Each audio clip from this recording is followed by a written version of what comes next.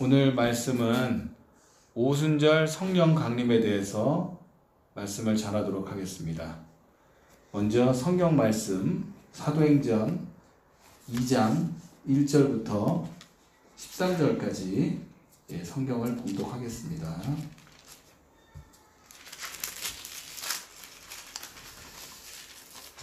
찾으신 줄 알고 제가 봉독을 하겠습니다. 오순절 날이 이미 이름에 그들이 다 같이 한 곳에 모였더니 호련히 하늘로부터 급하고 강한 바람 같은 소리가 있어 그들이 앉은 온 집에 가득하며 마치 불의 혀처럼 갈라지는 것들이 그들에게 보여 각 사람 위에 하나씩 임하여 있더니 그들이 다 성령의 충만함을 받고 성령이 말하게 하심을 따라 다른 언어들로 말하기를 시작하니라. 그때 경건한 유대인들이 천하 각국으로부터 와서 예루살렘에 머물러 있더니 이 소리가 나매 큰 무리가 모여 각각 자기의 방언으로 제자들이 말하는 것을 듣고 소동하여 다 놀라 신기하게 여겨 이르되 보라, 이 말하는 사람들이 다 갈릴리 사람이 아니냐? 우리가 우리 각 사람이 난 곳 방언으로 듣게 되는 것이 어찌 됨이냐? 우리는 바데인가 메데인가 엘람인과 또 메소포타미아, 유대와 갑바도기아, 본도와 아시아, 부르기아와 밤빌리아, 애국과 및 구레네에 가까운 리비아 여러 지방에 사는 사람들과 로마로부터 온 나그네 곧 유대인과 유대교에 들어온 사람들과 그레데인과 아라비아인들이라. 우리가 다 우리의 각 언어로 하나님의 큰일을 말함을 듣는도다 하고 다 놀라며 당황하여 서로 이르되 이 어찌된 일이냐 하며 또 어떤 이들은 조롱하여 이르되 그들이 세술에 취하였다 하더라. 아멘. 자, 오늘 말씀은 오순절 성령 강림의 말씀을 전하겠습니다. 오늘 부족한 제게 설교 요청이 와가지고 많은 고심을 했습니다. 현재 신학 공부 중이기 때문에 아직 한참 부족한 제가 이 중요한 절기에 대한 설교를 잘 할 수 있을런지 하고 물음이 있었습니다. 주님께 기도도 드렸습니다. 근데 받아들이기로 했습니다. 정말 많이 부족하고 이제 시작하는 초보이지만 주님께서 부어주시는 성령님의 은혜에 의지해서 오늘 말씀 전하도록 하겠습니다. 오순절은 통상 성령 강림절이라고 부릅니다. 예수님께서 십자가에 죽으시고 사흘로 부활하신 다음에 40일간 계신 다음 승천하시게 됩니다. 그리고 나서 제자들은 구약의 맥추절 기간 중에 마가의 다락방에서 기도로 무장되게 됩니다. 여긴 사도행전 1장 14절의 내용을 보면 알 수 있는데요. 사도행전 1장 14절에 여자들과 예수의 어머니 마리아와 예수의 아우들과 더불어 마음을 같이하여 오로지 기도에 힘쓰더라. 이처럼 기도로 무장된 상태에서 제자들이 무장된 상태였습니다. 오순절 절기가 임할 즈음에 성령의 역사가 일어나게 됩니다. 이 오순절을 구약에서는 맥추절이라는 이름으로 부릅니다.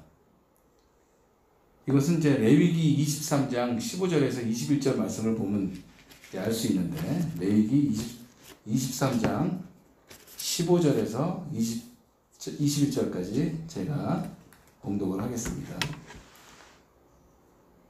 안식일 이튿날 곧 너희가 요제로 곡식단을 가져온 날부터 세어서 7 안식일의 수요를 채우고 7 안식일 이튿날까지 합하여 50일을 계수하여 새 소재를 여호와께 드리되 너희의 처소에서 10분의 2 에바로 만든 떡 2개를 가져다가 흔들지니 이는 고운 가루에 누룩을 넣어서 구운 것이요 이는 첫 여제로 여호와께 드리는 것이며 너희는 또 이 떡과 함께 1년 된 흠없는 어린 양 7마리와 어린 숫소 1마리와 순양 2마리를 드리되 이것들을 그 소제와 그 전제 제물과 함께 여호와께 드려서 번제로 삼을지니 이는 화제라 여호와께 향기로운 냄새며 또 순염소 하나로 속죄제를 드리며 1년 된 어린 순양 2마리를 화목제물로 드릴 것이요 제사장은 그 첫 이삭의 떡과 함께 그 2마리 어린 양을 여호와 앞에 흔들어서 요제를 삼을 것이요 이것들은 여호와께 드리는 성물이니 제사장에게 돌릴 것이며 이날에 너희는 너희 중에 성회를 공포하고 어떤 노동도 하지 말지니 이는 너희가 거주하는 각 처에서 대대로 지킬 영원한 규례니라. 아멘. 예, 그렇습니다. 이 오순절, 맥추절은 이스라엘에서는 맥추절이라고 부르는데 이스라엘에서는 3대 절기가 있습니다. 이 3대 절기에는 유월절, 그 다음에 맥추절, 그 다음에 초막절이라고 부릅니다. 맥추절은 3대 절기의 명절에 들어갈 만큼 아주 대단히 중요한 날인 것입니다. 즉 6월절 안식일 이튿날 보리의 첫 이삭을 한 단을 제사장은 요제로 다른 제물과 함께 바치는 날이 있는데 이 날을 바로 첫 번째 초실절이라고 부르고 이것은 예수님이 부활하신 부활절이 됩니다.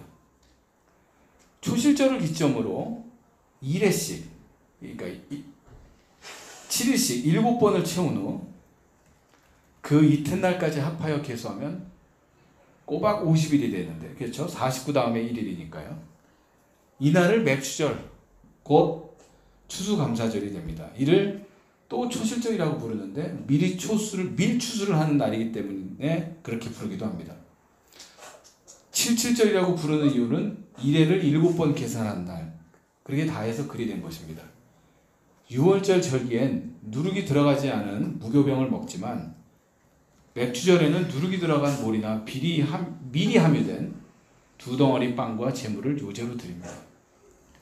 즉 고운 스바에 앞뒤로 구운 빵 2덩어리를 요제로 바칩니다. 이 의미는 이 성령이 들어갔으므로 불로 앞뒤로 구워져 요제 즉 흔들어서 그 안의 것들을 흔들므로 나쁜 영들이 빠져나가라는 의미입니다. 그런데 패스오버의 의미인 6월절엔 누룩을 넣지 않은 무교병을 먹는 데 반해서 맥추절 즉 오순절엔 누룩이 들어간 유교병을 먹습니다. 이 의미는 맥추절의 유교병 누룩은 좋은 의미의 누룩을 의미하는 것입니다. 빵 2덩어리는 이스라엘과 이방인을 의미하는 것입니다. 6월절은 곧 어린 양의 희생을 기억하는 것이고 그것은 곧 우리 죄를 위하여 대속하신 예수님의 피입니다. 예수님께서 6월절에 십자가에 달리시고 3일 후에 부활하셨어요. 그리고 그 초실절이 6월절이 지나고 3일이 후인데 이는 곧 예수님 부활의 부활절인 것입니다. 맥추절 곧 오순절이 왜 중요하냐면 모세가 하나님으로부터 받은 증거판이라는 돌판과 율법은 받을 날이기 때문입니다. 즉 하나님께서는 6월절 약속 곧 계약을 하셨고 오순절을 통해 십계명 돌판 즉 율법을 이스라엘 백성에게 주신 것입니다. 그렇다면 이스라엘 백성은 받았으므로 율법을 지켜야 합니다. 율법의 준수는 반드시 그리해야 되는 것입니다. 율법 준수에 대해서 굉장히 중요한 내용이 있는데 이 부분은 신명기 17장 14절에서 20절 내용을 보겠습니다. 찾으셨습니까? 예, 다 찾으신 줄 알고 함께 봉독하겠습니다. 예, 신명기 17장 14절부터 20절. 네가 내 하나님 여호와께서 내게 주시는 땅에 이르러 그 땅을 차지하고 거주할 때 만일 우리도 우리 주위의 모든 민족들 같이 우리 위에 왕을 세워야겠다는 생각이 나거든 반드시 내 하나님 여호와께서 택하신 자를 내 위에 왕으로 세울 것이며 내 위에 왕을 세우려면 내 형제 중에서 한 사람을 택할 것이고 내 형제가 안 사람이 아닌 타국인을 내 위에 세우지 말 것이며 그는 병마를 많이 두지 말 것이며 병마를 많이 얻으려고 그 백성을 애굽으로 돌아가게 하지 말 것이니 이는 여호와께서 너희에게 이르시기를 너희가 이후에는 그 길로 다시 돌아가지 말 것이라 하셨음이며 그에게 아내를 많이 두어 그의 마음이 미혹되게 하지 말 것이며 자기를 위하여 은금을 많이 쌓지 말 것이니라. 그가 왕위에 오르거든 이 율법서의 등사본을 레위 사람 제사장에서 책에 기록하여 평생에 자기 옆에 두고 읽어 그의 하나님 여호와 경외하기를 배우며 이 율법의 모든 말과 이 규례를 지켜 행할 것이라. 그리하면 그의 마음이 그의 형제 위에 교만하지 아니하고 이 명령에서 떠나 좌로나 우로나 치우치지 아니하리니 이스라엘 중에서 그와 그의 자손이 왕위에 있는 날이 장구하리라. 아멘. 여기서도 나오죠. 율법의 준수. 왜냐하면 왕이라는 걸 세우지 말라 했는데 왕을 만약에 너희들이 원해서 세운다 하면 왕은 반드시 율법 준수해야 된다는 얘기입니다. 왜? 왕이 율법을 준수하지 않으면 이 영이라는 건 흐르기 때문에 이스라엘 국민들도 율법을 준수하지 않을 것입니다. 그 예는 다윗의 후손에 혹은 사마리아를 배경으로 둔 북이스라엘의 왕들을 보면 왕들이 율법을 준수하지 않고 불순종함으로 백성들은 아주 타락을 하고 우상 숭배하고 하나님의 율법과 규례를 지키지 않았던 많은 모습을 보고 그 결과로 결국에 멸망당하고 포로로 잡혀가는 상황들을 보게 됩니다. 자, 이 율법 준수라는 건 이렇게 중요한 것입니다. 그러니까 하나님께서 율법을 주셨으니까 이스라엘 백성은 율법과 규례를 지켜야 하는 것입니다. 그런데 이스라엘 백성은 어땠습니까? 당시에 모세가 돌판을 가져왔을 때 밑에서는 금송아지를 만들고 그것을 하나님이라 하고 경배하며 잔치를 벌였습니다. 이것을 본 모세는 돌판을 던져 깨트려 버립니다. 깨진 돌판은 예수님께서 십자가에 달리신 것을 의미하기도 합니다. 여기서 레위 지파에 의해서 불순종한 사람 3,000명이 죽임을 당합니다. 반대로 신약의 오순절 사건 이후에 제자들은 성령 충만하게 되어서 베드로 설교에 의해서 3,000명이 회심하는 역사가 일어납니다. 그러니까 아이러니하죠. 완전히 반대의 상황들이 벌어졌으니까요. 그러니까 이는 곧 맥추절, 오순절의 원리가 하나님이 주신 것에 대한 감사의 의미, 추수감사이며 이는 하나님의 영과 연합한 연합의 의미가 있고 오순절 성령 강림 또한 성령이 임한으로 임한 각 사람 안에 그리스도의 영이 함께하여 연합되었을 때 생명을 살리는 역사가 일어나게 되는 것입니다. 이스라엘에서는 오순절을 하나님과의 혼인의 개념으로 봅니다. 즉 하나님과의 연합인 오순절은 율법을 주셨으므로 법률적으로 하나님과 하나 된 연합인 것입니다. 그리고 초실절, 즉 부활절은 보리 이삭의 첫 열매를 바치는 날입니다. 레위기 23장 9에서 14절 한번 다시 읽어보겠습니다. 레위기 23장 9에서 14절. 찾으신 줄 알고 제가 공독하겠습니다. 여호와께서 모세에게 말씀하여 이르시되 이스라엘 자손에게 말하여 이르라.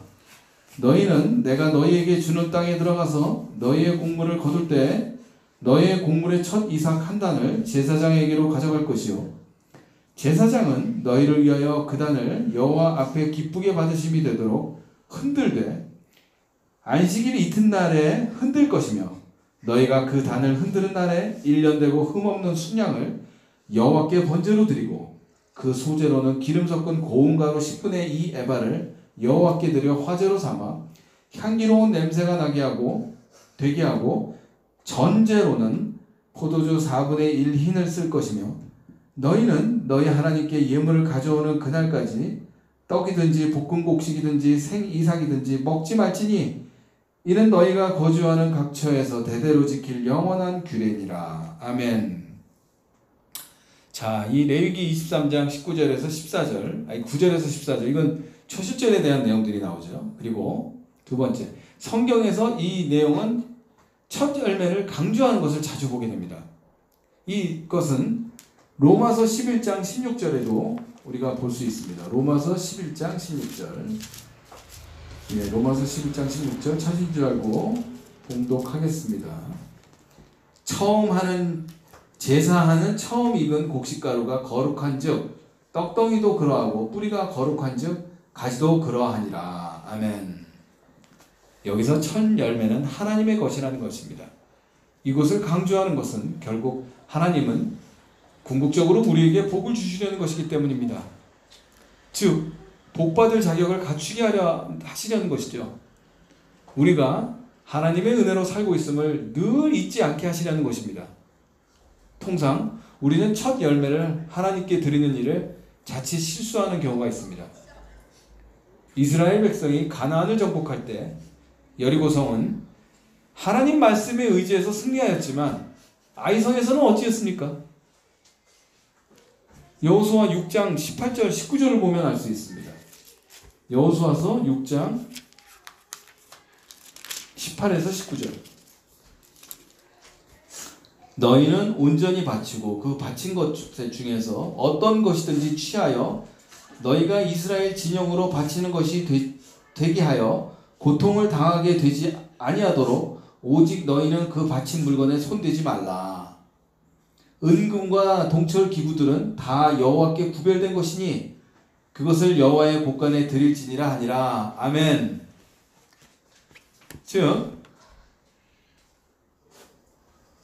여호와의 바친 첫 열매는 바치지 말라였습니다.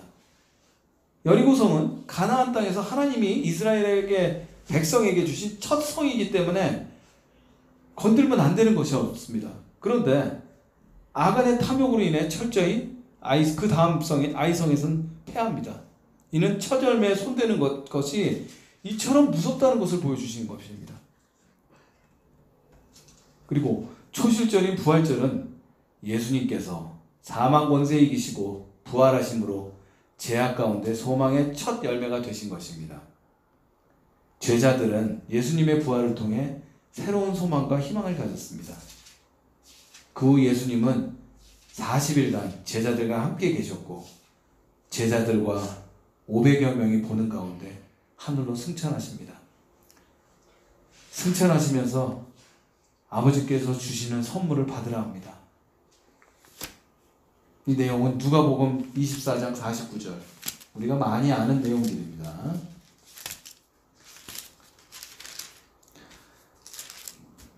볼지어다 내가 아버지께서 약속하신 것을 너희에게 보내리니 너희는 위로부터 능력으로 입혀질 때까지 이 성에 머물라 하시니라. 아멘.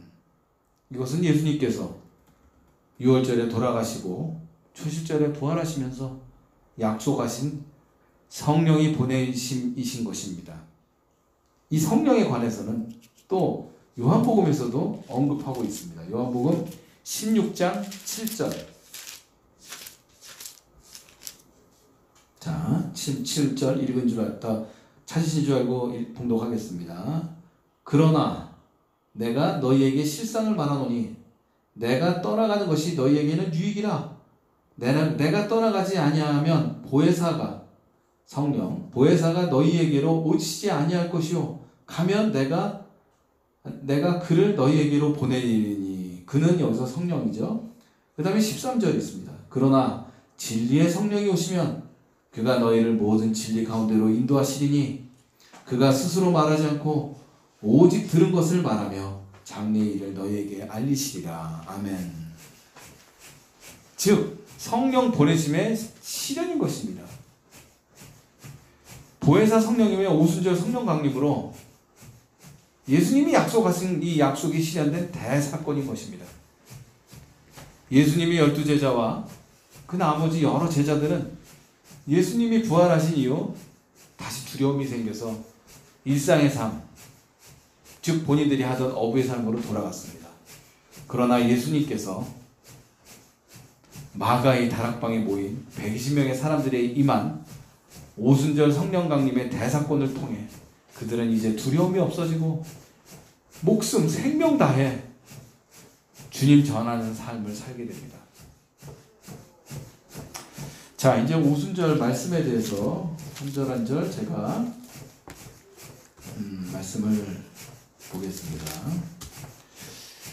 그 이전에 보면 호련히 하늘로부터 급하고 강한 바람 같은 소리가 있어 그들이 앉은 온 집에 가득하며, 여기서 하늘로부터 급하고 강한 바람 같은 소리가 있어, 여기서 강한 바람을 주목할 필요가 있습니다.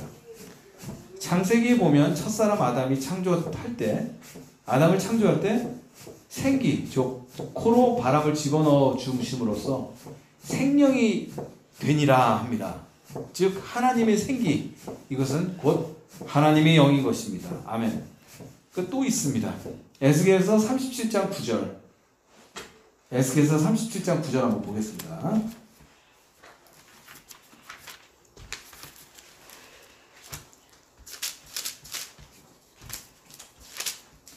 우리가 많이 아는 이 마른뼈에 대한 에스겔서 37장 9절. 찾으신 줄 알고 봉독하겠습니다. 또 내게 이르시되 인자야 너는 생기를 향하여 대언하라. 생기에게 대언하여 이르기를 주 여호와께서 이같이 말씀하시기를 생기야 사방에서부터 와서 이 죽음을 당한 자에게 붙어서 살아나게 하라 하셨다 하라. 아멘. 즉 사방에서부터 와서 이 생기가 마른 뼈들을 살이 붙게 하고 결국 하나님의 군대가 되게 합니다. 아멘. 즉 여기 사도행전 2절에서의 이 바람이라는 것은 결국 하나님의 영 성령을 의미하고, 여기서 나오는 그 다음에 불의 혀처럼 갈라지는 것들이 각 사람에게 임하고, 그 내용은 불은 태워짐이고 그 불은 여호와 하나님을 의미합니다. 모세에게 임했던 떨기나무 불에서도 불의 모습으로 나타나셨고 시내산에서도 불로 보이셨습니다. 즉 성령이, 하나님의 영이 각 사람에게 혀의 모습, 즉 각 사람의 혀에 성령이 임해서 방언을 할 수 있게 된 것입니다. 여기서의 방언이란 통상 샤바샤바 하는 이 방언이 아니라 여러 나라의 언어로 하게 되었다는 것을 의미합니다. 이것을 보려면 이스라엘의 역사를 봐야 합니다. 이스라엘은 바벨론으로부터 그러니까 유대가 바벨론으로부터 주전 586년에 느부갓네살에 의해서 멸망당하게 됩니다. 그리고 나서 여러 곳, 이방 땅 여러 곳으로 강제로 끌려가고 디아스포라가 되게 됩니다.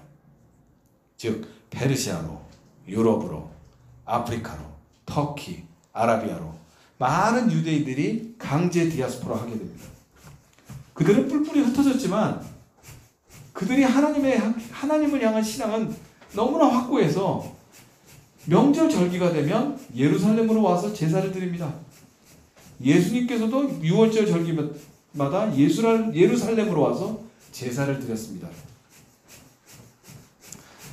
이렇듯 수많은 디아스포라 유대인들과 이방인들이 있었습니다.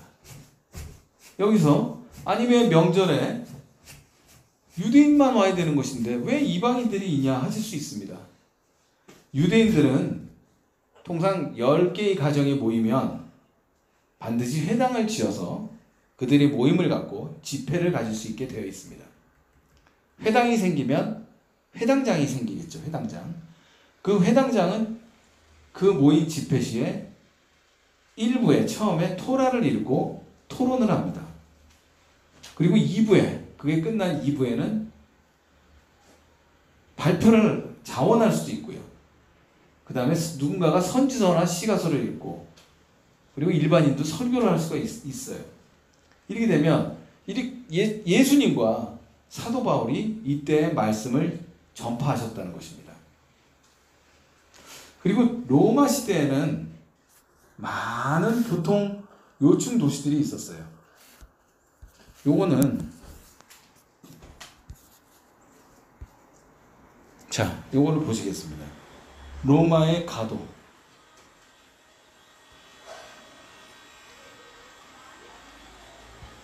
예.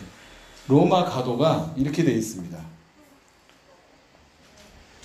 굉장히 잘 만들었죠. 이게 어떻게 되냐면 4차선입니다. 그러니까 전차가 양쪽으로 갈 수 있는 거의 지금으로 따지면 고속도로 개념이에요. 그리고 큰 돌, 작은 돌, 자갈, 모래, 그 다음에 엄청나게 큰 돌. 옆에 보면 사진이 있죠? 이런 로마의 가도를, 이건 로마 가도라고 하는데, 이게 장장 엄청나게 길게 있어요. 그러니까 로마 가도는 5만 마일, 즉 8만 킬로미터. 자, 여기 지도 보시면 이 로마 이 지역이죠. 로마가 영국, 브리타니아, 그러니까 당시에 잉글랜드, 영국 섬까지 점령을 했었고, 프랑스, 그 다음에 독일, 이탈리아 전역, 그 다음에 남유럽, 터키, 스페인, 아프리카 고속도로를 이렇게 만들었습니다. 이게 장장 5만 마일, 8만 킬로, 8만 킬로면 어마어마한 길입니다. 서울에서 부산이 400킬로 조금 넘죠. 그거의 10배가 4,000킬로인데 8만 킬로면 어마어마한 길이죠. 그러니까 로마가 그런 길을 만드는 게, 그게 일반인들이 만든 게 아니고 로마 군단병 군사들이 아까 이걸 만든 겁니다. 그러니까 이 엄청난 길이면 이게 얼마나 튼튼하게 만들었는지 2000년이 지난 지금도 사용하는 도로입니다. 지금도 사용하고 있어요, 이 도로. 그리고 이런 말까지 있습니다. 로마의 가도, 특히 튼튼한 이 고속도로 도로망이 때문에 기독교 전파가 더 빠르게 되었다는 이런 말까지 있습니다. 도로가 좋기 때문에 선교사들의 이동이 굉장히 용이했다는 것이겠죠.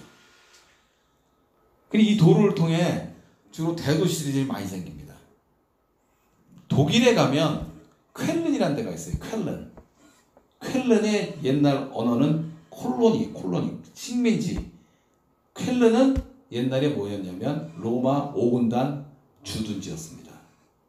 그 주둔지들이 로마의 대도시들이 되고, 지금 유럽의 대도시들은 다 로마의 군사 주둔지예요. 그러니까 이런 도시들이 있었고, 대개 이런 로마 대도시를 통해, 이 도로를 통해서 대도시들이 생기는데, 이 대도시들은 대체로 로마 군단이 보통 한 군단이 몇 명이 거주하냐면 10,000명에서 30,000명 정도가 거주해요.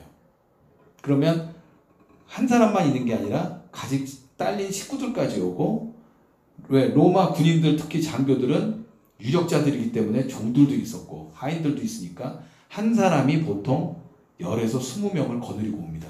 그러니까 로마 군단 하나가 생기면 거긴 대도시가 될 수밖에 없는 거예요.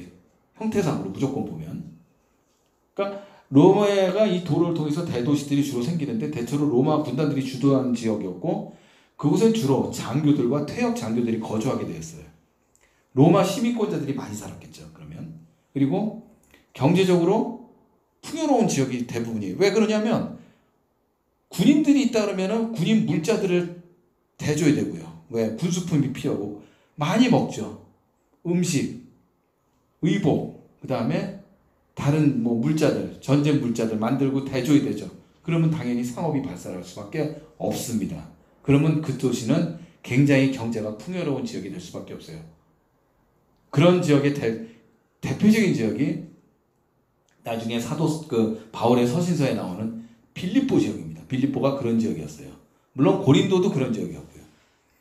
그러니까 로마는 그런 지역에 있었고, 그리고 이제 그 당시 로마의 문화를 보면 로마는 헬레니즘 문화권이었고 다신교. 그러니까 로마는 다 신이 있어요. 바다의 신이 있고, 논에도 신이 있고, 산에도 신이 있고, 바다의 신 포세이돈, 해의 신이 따로 있고요. 아폴론인가요? 그렇죠? 그러니까 다 신이 있어요. 그래서 굉장히 타락하고 음란하고 폭력적이고 미신적이고 주술적인 사회였어요. 그런데 사람들이 다 그걸 좋아하냐? 또 그게 아니었습니다. 로마 시민권자들 중에서 군인들 같은 경우에 일부, 군인들이나 아니면 귀족들 중에 일부는 유력자들 중에 일본이 이런 걸 굉장히 싫어하고, 유대인들을 딱 보니까 유대인들이 되게 경건하고 되게 엄숙하고 삶이 굉장히 성실하고 착한 사람들을 사는 걸 목격을 합니다. 그래서 유대인들의 경건한 유일신인 하나님에 대해서 이 사람들은 관심을 갖게 되고 유대교 회당 집회에 참여하게 됩니다. 근데 이제 유대교에서는 이들을 막지를 않았어요. 유대교에서 회당에, 그러니까 아까 제가 이방 디아스포라에 회당들이 있다 그랬죠. 이 회당들에서 유대인들은 막지를 않았습니다. 그래서 막지를 않고 이 사람들이 회당에 출입하게 되고 토라와 선지서 말씀을 듣게 됩니다. 그렇게 되면서 이 사람들은 헌금을 내는데 일반 유대인들보다 훨씬 많은 헌금을 내게 돼서 회당장들은 이들의 힘을 전적으로 의존하게 됩니다. 지금도 똑같죠. 교회가 많은 헌금을 내고 그러면 그 사람은 유력자가 되고, 그렇죠. 그러니까 이 예는 베드로에게 세례받은 고넬료가 대표적인 케이스입니다. 그러니까 즉 오순절 성령 강림 시에 유대인 디아스포라뿐만 아니라 이방인들도 성령 강림을 목격하게 됩니다. 자, 여기 보시면, 자, 여기 아까 그 설교 말씀에 나오죠. 본도, 비두니아, 본도, 부르기아, 갈라디아, 비스디아, 갑바도기아, 바데, 그죠? 그 다음에 구레네 나오죠? 이집트, 애굽 보시면 군단들이 다 있었죠? 이게 다 도시가 되는 겁니다. 큰 도시. 안디옥 엄청나게 중요한 도시. 무려 4개 군단이 있어요. 4개 군단이 있다는 얘기는 20만 명이 있다는 얘기입니다. 이게 대도시가 될 수밖에 없는 겁니다. 멤피스, 알렉산드리아, 여기 2개 군단이 있어요. 그러니까 로마는 군단들이 주둔하면 그 지역이 대도시가 되고 그 지역을 통해서 번영을 하게 되고 그 지역에서 결국에는 유대교 회당들이 많이 생깁니다. 사도 바울은 회당을 주로 이용을 해서 설교를 해서 중심부에서 뻗어나가는 선교를 했습니다. 똑같습니다. 오순절에 딱 중심부에 모여서 너희들 다 모여라 뿅 해가지고 성령이 와서 전부들 다 성령 말씀에 감동되는 것처럼 사도 바울은 배워서 한 겁니다. 하나님 예수님의 방법을. 자, 그리고 여기 보시면 보기 좋게 제가 이렇게 했어요. 본도, 로마, 아시아, 부르기아, 갑바도키아, 밤빌리아, 메소포타미아, 바데, 메데, 엘람, 아라비아, 구레네, 리비아 구레네, 그레데, 리비아 구레네, 이집트, 동서남북 열방의 이방인들이 다 예루살렘에 모여서 마가의 다락방을 구경을 한 겁니다. 또 이제 창세기 11장에서 1절에서 9절을 보면 바벨탑 사건을 우리는 목격하게 되는데, 바벨탑으로 인해 하나님은 사람들의 언어를 혼잡하게 하고 흩어버리게 하십니다. 그러니까 서로의 말을 왜냐하면 사람들이 서로 언어가 똑같으니까 이 사람들이 통일이 되고 두려움이 없는 거예요. 그래서 그래, 우리도 탑을 쌓아서 하늘 높이 따서 우리도 하나님과 동등한 위치로 해보자. 근데 하나님이 딱 보시니까 얘들 생각하는 게 너무 불순해요. 그래서 말을 흩어버리고 이 바벨탑을 무너뜨리십니다. 그리고 전부 다 뿔뿔이 흩어지고 언어가 다 틀리게 되죠. 그런데 이 서로의 말을 알아들 수가 없게 돼서 그들은 온 주변에서 흩어지게 돼요. 그런데 오순절 성령 강림에서는 반대로 알아들을 수 있는 역사가 일어나게 됩니다. 지금 있는 동서남북 각지에서 모인 사람들이 이 사람들로 인해서 예수 그리스도를 믿는 기독교는 전 세계로 뻗어나가게 됩니다. 그들이 자기 자신이 사는 지역으로 돌아갔을 때 많은 수가 그리스도인이 되고 그들은 각자 사는 곳에서 교회를 세우게 됩니다. 그런 교회의 대표적인 교회가 로마 교회인 것입니다. 로마 교회는 브리스길라와 아굴라가 섬기는 교회였습니다.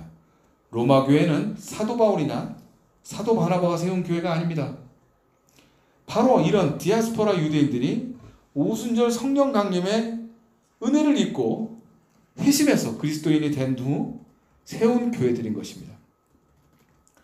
그들은 주님이 약속하신 성령님을 받고 예수님의 대위임령 땅끝까지 전도하라는 명령에 순종하여 약속을 지킨 것입니다. 자, 이제 말씀을 정리하려 합니다. 우리는 주님께서 약속하여서 보내주신 성령님의 은혜에 감동하여 받기만 하고 우리의 의무인 복음을 전하고 전도하는 일을 하고 있습니까? 말씀을 전하고 있는 저 역시 참으로 부끄러웠습니다. 공부와 일을 핑계로 이 의무를 소홀히 하는 것 같아서 말씀 준비하면서 힘들었습니다. 착한 행실도 중요하고 바르게 사는 것도 중요하고 죄짓지 않는 것도 중요합니다. 그러나 우리 예수님께서는 보혜사 성령님 보내신다는 약속을 지키셨어요. 그 약속을 지키셨는데 우리는 과연 우리 예수님과의 약속을 지키고 있고 살고 있는지 묻고 싶습니다. 하나님께서 주신 율법을 어긴 이스라엘 백성 말로가 비참했습니다. 패망하고 멸망하는 심판을 받았습니다. 그렇다면 우리도 약속을 지키지 않는다면 그 결과는 확실해 보입니다. 우리 모두 받기만 하는 것이 아닌 주는 삶이 되시길 바랍니다. 예수님께서는 공생의 기간 중에 모든 것을 주시는 삶을 사셨습니다. 우리도 이런 예수님을 본받아 받기만 하는 것이 아닌 주는 것이 주가 되고 이것을 통해 예수님의 지상 명령인 사마리아 땅끝까지 전도하는 삶이 되기를 소망합니다.